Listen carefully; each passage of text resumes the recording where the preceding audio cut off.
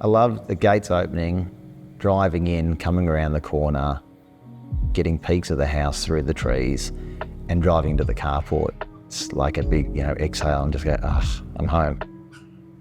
We always knew at some point we'd build a house here. It was a family home, and by that it needed to be a place where we stay together, we eat together, we are all within arm's reach of each other, and that way we spend time together. My name is Paul Di Natale. I'm the Director of Lexicon and also the client on this project. No, it's really easy building your own home. Well, at least for me, you know what your objectives are, you know what resources, materials and options you have around you, and so you bring all that together really in a very short thought process. I've worked with Bruce for, I'd say, 10 to 15 years. I understand his design, I understand what he's trying to achieve. He's got really good strength with creating form and creating space. My name is Elahe Mohammed. I'm an architect at Aktis. I'm Bruce Katsopedes. I'm a director at Aktis, and we're the design architects of the project. Welcome to Merricks House. Merricks is down on the Mornington Peninsula in Victoria. It's predominantly a rural area, about an hour out of Melbourne. It's a very beautiful part of Victoria. We're 1.5 to 2 kilometres to Western Port Bay. The eastern side is a lot more rural, a lot more open, a lot of vineyards and small hobby farms as well. We've done a lot of work with Paul before and we understand each other fairly well, so the brief was basically fairly simple. We wanted a 4-bedroom house. From the start we both agreed on a lineal form because it was just appropriate to the area here. Although it's a large site, we were actually quite restricted by the floodplain, so it helped to really place the building.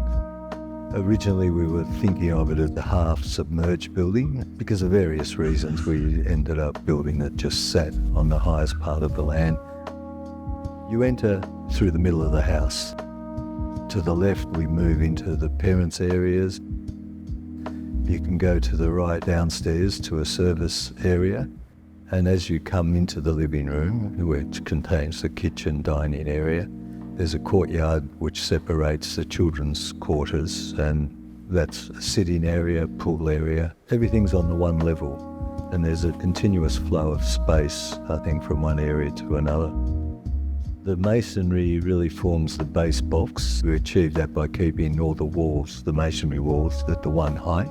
The raking roof is just a separate element, which appears to be floating mainly because of the way we've glazed the areas in between the two elements. Coming back to the circular windows, they're just another geometric form. The contrast creates a certain tension on the elevations, creates a balance, and it's a little bit more playful, I guess, than the strong square forms that exist everywhere else. What we tried to do is bring in the outside to the interior of the building, and that determined the layout in a way as well.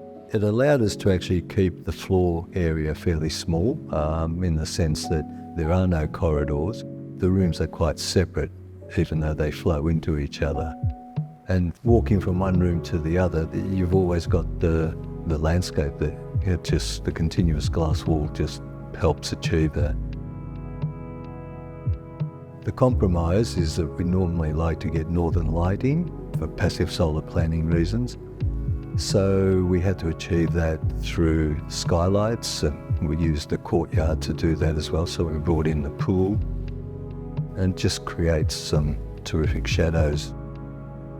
I think that it being south facing, whilst many people say, from a performance point of view it should be north, the aspect that we get, it just gets this beautiful orangey glow to the grass, to the trees, and even when the sun swings around in summer it starts bouncing off the water in the pool and that reflects over the concrete columns. It's just a feeling that you get. You're in there, in with nature. It's nice.